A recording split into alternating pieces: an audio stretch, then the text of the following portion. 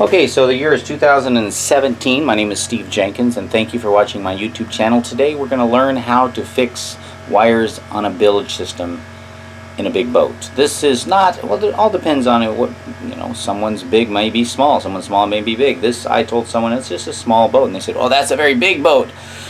It's a 48-foot schooner. This is a famous boat built by Ed Monk, boat designer, and another guy, Mr. Gilroy, anyway, I don't know, I can't remember the exact pronunciation of the other partner, but this was built in 1969, so 47 years ago. Basically, it's the same age as I am, and it's here in the waters of Hawaii. And we've got a little bit of water seepage in. After almost 50 years, it makes sense that there could be a little bit of seepage. We're going to pull it out of the water and fix it, but right now, we're working on the bilge. So how do I know how to do this? I don't know. You know what? I haven't Googled it, I just know it's common sense. So the first thing, this is a bilge pump here. I'm using this one as an example. This is not an expensive one, but I'm using it as an example rather than because I don't have another camera person and I'm going to be fixing it over there in the bilge area. And you can see over there is another bilge pump. I put screen over the into the bilge pump so that it can't get particles or dirt or anything in there, just to protect it. But for example, this is a bilge pump. So we've got some copper wire basically here at the end. It's small, and I've got some copper wire here. Now, copper and aluminum, there's certain metals that you don't want to mix. If you take a copper penny and basically another kind of penny, silver, but of course lithium, it works great, and you have an acidic like lemon juice, potato juice, salt water, of course, but you have something, electrolysis fluid, you can create 1.5 volts per cell, make a battery. But, so, that's not what we're working on today. We're just going to connect two wires. So how do you connect two wires? Do you put a wire nut on it? Do you twist it? No. Well, you want it nice and hot. Soldering gun would be nice, but this is much better. This is a butane little torch. You can pick these up at Radio Shack, and I picked this up at Radio Shack. There you go, Radio Shack. There's your advertisement. Okay, so then you have to, it doesn't come with the lighter fluid. You have to go and buy this butane fuel, and this thing here, as you push on it, it'll actually fuel come out, and you put it on the end here, see, like this, and you're gonna fill this, you're gonna fill that up. Let's get this out of the way. This has nothing to do with this. You want to get some grease. I bought a big tube because I'm going to be greasing some zerts around here. We call it a zert. That's a grease, basically fitting. You put the grease gun on, and I'm going to use this red and tacky grease. It was the most expensive that I could find, which this is a boat, marine, so you want good grease. So basically, what we're going to do, you strip back the wire here, which I can't do because I don't have another camera person here. But basically, you're going to take the two wires together. I've got some solder.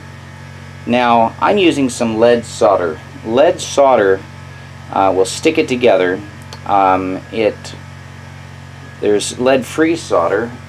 I'm not an expert at this, but lead is what is used in the marine stuff for battery terminal cables. It's lead, not copper.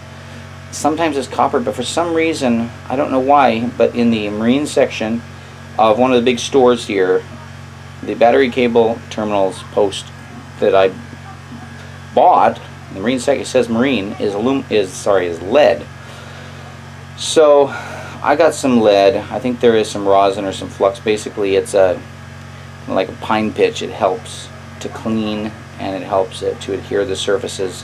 I'm going to twist that around each other, and then I'm going to solder it on in place. Then I'm going to coat it with grease.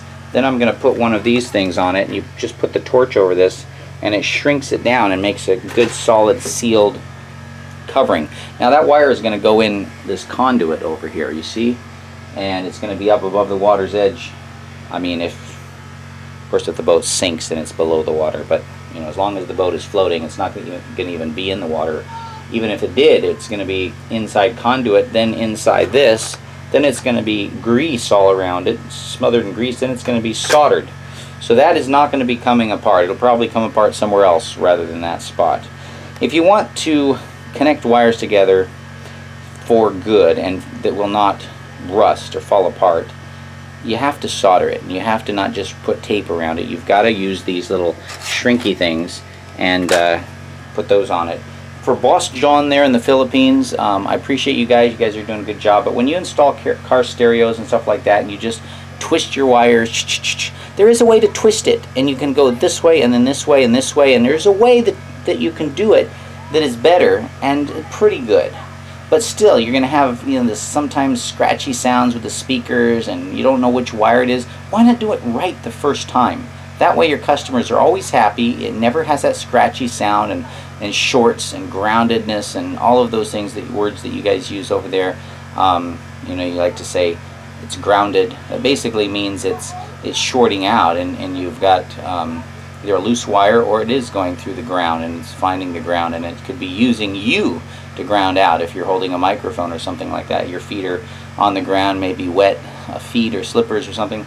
Okay, so God bless all of you. Thank you so much for watching my channel. This is it. I'm going to get to work now, and if you want to go sailing with me, just YouTube me, or yeah, YouTube me. You could if you're a YouTuber. Message me on YouTube, but Facebook me, I was going to say. Message me on Facebook. Join my Facebook, Stephen Jenkins, STEVEN comma KOLAPA, Kolapa, KOLAPA, or the KolapaHouse.com website. Thank you so much. Bye-bye.